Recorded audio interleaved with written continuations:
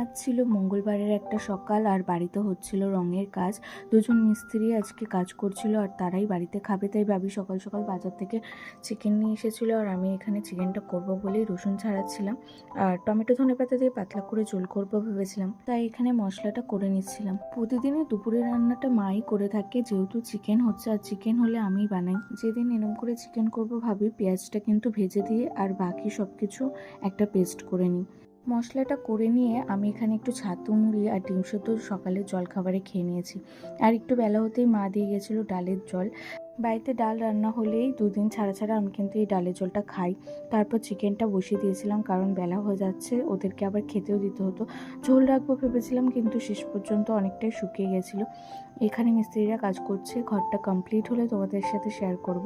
Lunch করতে অনেকটা বেলা হয়ে গেছিলো। লাঞ্চ করে উঠে আজকে স্নানে যেতে হয়েছে। স্নান থেকে এসে আমি এখানে ফল নিয়ে বসে পড়েছি। আপেল